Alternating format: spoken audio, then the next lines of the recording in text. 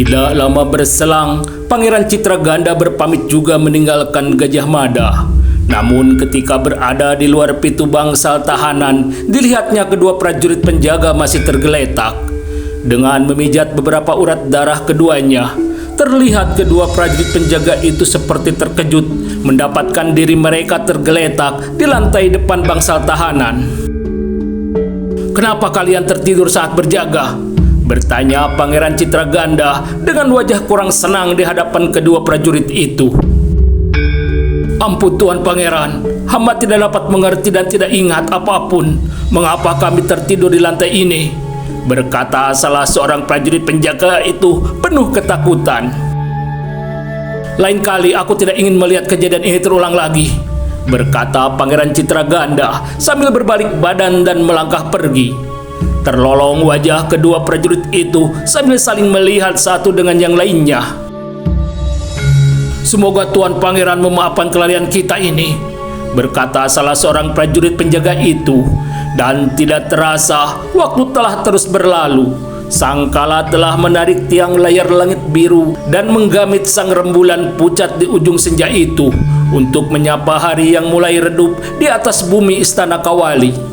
Perlahan wajah bumi mulai terselimuti keremangan kegelapan malam.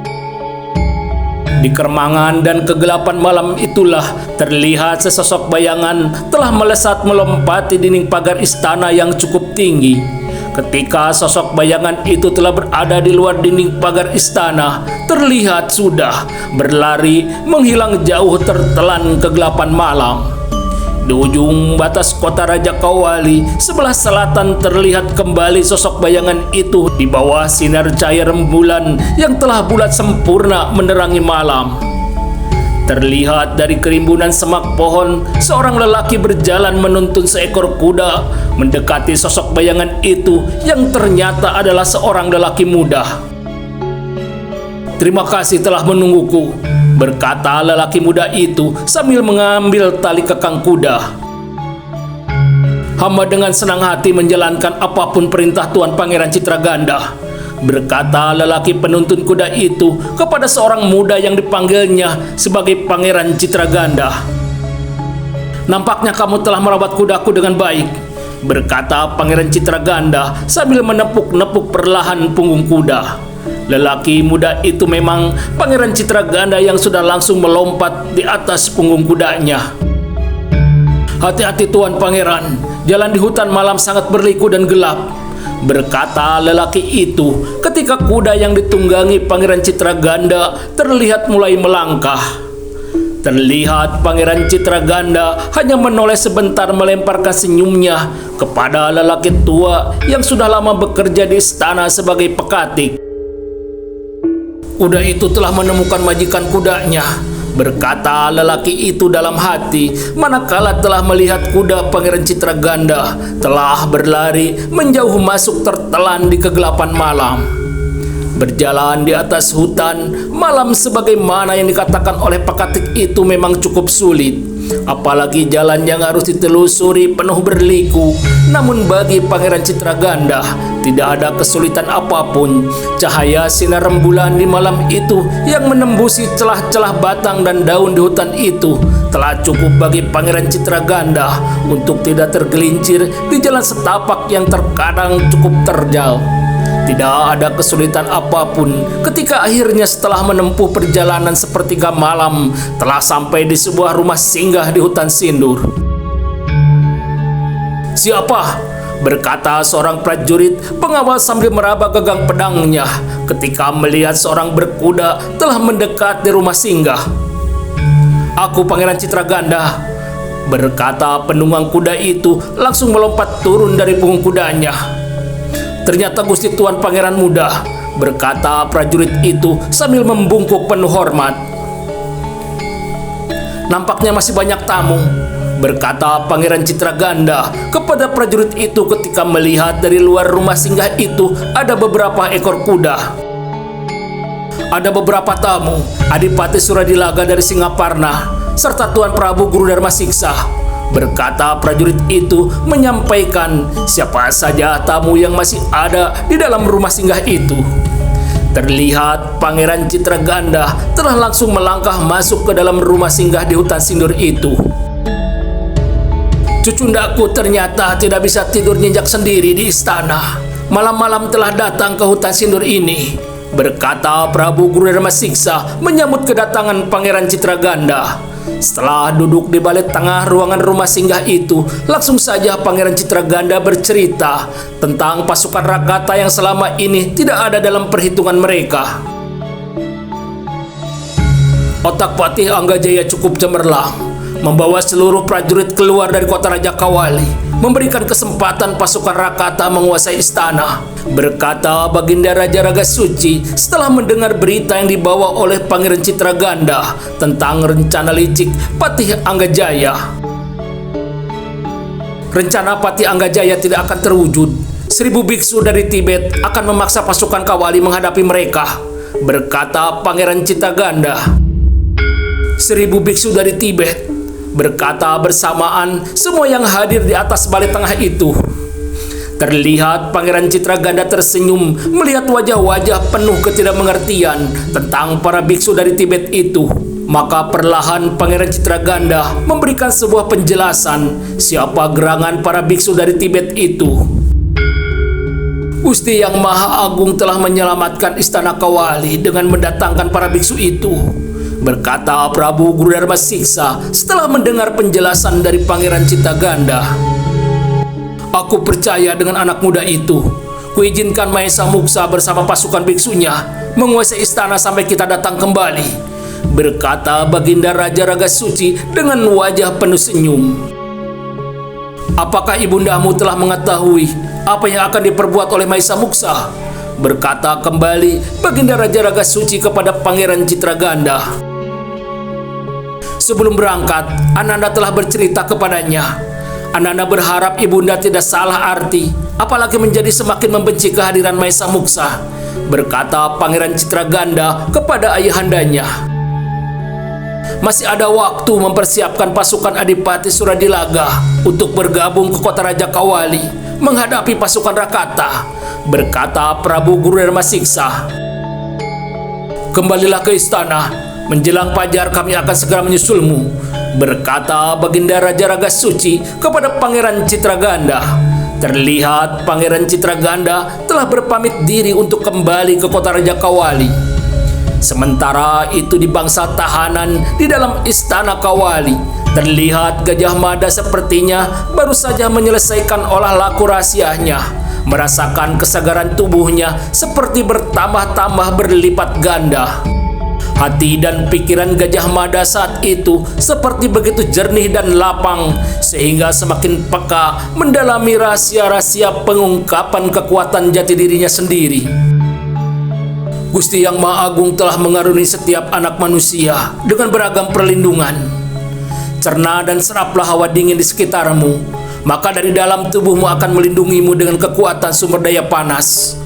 Semakin besar kamu menyerap hawa dingin di sekitarmu, semakin besar pula kekuatan daya panas melindungimu, dan kamu dapat melakukan dengan cara yang lain yang berbeda. Kenalilah dirimu sebagai sang pengendali, berkata Gajah Mada dalam hati sambil tersenyum sendiri, mengingat kembali ungkapan rahasia yang pernah disampaikan oleh gurunya, penuntunnya Putu Risang. Bukan main terperanjatnya kedua prajurit penjaga yang berada di muka pintu bangsa tahanan itu ketika merasakan malam yang dingin itu tiba-tiba menjadi begitu panas menyengat, membuat peluh di tubuh mereka tidak terasa mengalir deras membasahi wajah dan pakaian mereka. Selang beberapa lama kemudian, kedua prajurit itu seperti menjadi begitu panik, terheran-heran ketika sebuah kabut turun menyelimuti mereka. Bermula sangat tipis, namun lambat laun kabut itu semakin menjadi begitu tebal, membuat penglihatan mereka menjadi begitu terhalang, hanya sebatas ujung hidung mereka sendiri. Dan terlihat gigi-gigi mereka bergemeletuk beradu menahan rasa dingin yang sangat. Apa sebenarnya tengah terjadi atas kedua prajurit penjaga di muka bangsa tahanan itu? Ternyata di dalam bangsa tahanan terlihat Gajah Mada tengah matang aji kemampuan daya sakti kekuatan jati dirinya. Terlihat kabut tebal perlahan hilang menipis di luar bangsal tahanan itu, manakala Gajah Mada telah mengakhiri daya sakti kekuatan jati dirinya. Manusia yang sakti bukanlah seorang yang dapat melontarkan kekuatan hawa panas dan hawa dingin dari tubuhnya. Bukan pula seorang yang kebal tidak termakan ketajaman senjata apapun. Tapi manusia sakti adalah yang dapat mengendalikan nafsunya sendiri. Kenalilah nafsumu, maka kamu dapat mengendalikannya. Berkata sebuah suara, seperti suara bisikan masuk dan keluar lewat pendengaran batin Gajah Mada. Dan Gajah Mada yang sudah mulai peka membaca mana buah pikiran hati sendiri dan suara bisikan dari luar dirinya, segera mengetahui bahwa ada seseorang telah berbicara dengannya lewat sebuah ilmu setara dengan ajian ilmu pameling. Sudah lama kamu mengikuti dimanapun aku berada. Siapakah dirimu, wahai pembisik hati? Berkata Gajah Mada, seperti mencoba bertanya kepada dirinya sendiri. Bagus, aku memang selalu datang membayangimu. Dan sekarang kulihat dirimu telah dapat membedakan sebuah pikiran yang datang dari luar dirimu. Wahai putraku, aku ayah kandungmu sendiri. Berkata sebuah bisikan lewat pikiran Gajah Mada sendiri. Sebuah kegembiraan hati tak terkirakan manakala Kakang Puturisang mengabarkan tentang keberadaanmu, wahai ayahandaku. Telah terpikir dalam harapanku bahwa suatu saat dapat memandang wajahmu, wahai ayahku sendiri. Berkata Gajah Mada, seperti berkata kepada dirinya sendiri, merasa yakin didengar oleh ayahnya sendiri yang entah berada di mana. Maafkan aku, wahai putraku, kita tidak mungkin dapat bertemu muka. Telah kupalingkan hati ini untuk bertemu langsung dengan ibumu, juga dirimu, sebagaimana aku telah memalingkan wajah ini untuk melihat dunia. Begitulah caraku di dalam awal pengembaraan batin, menjaga kesucian diri, mengarungi samudra semesta alam rahasia diri. Dan aku sudah jauh berjalan untuk tidak mungkin datang kembali ke pintu duniamu, wahai putraku. Berkata sebuah bisikan di dalam hati dan pikiran Gajah Mada. Putramu tidak akan menghalangi jalanmu, wahai ayahanda. Putramu hanya mohon bimbinganmu. Berkata Gajah Mada. Kamu telah memiliki ilmu kesaktian tinggi, memahami kitab tantra, sebagaimana seorang pendeta, memahami ilmu tata negara, layaknya seorang raja. Itulah anugerah dari Yang Maha Pemberi hidup sebagai jalan kamu berbakti, menerangi dunia ini sebagaimana matahari, memberikan cahaya kehidupan di bumi. Berkata kembali bisikan lewat di dalam hati dan pikiran Gajah Mada. Terima kasih, putramu akan selalu mengingatnya. Berkata Gajah Mada dalam hati, manakala merasakan tidak ada lagi mendengar suara bisikan di dalam hati dan pikirannya sendiri.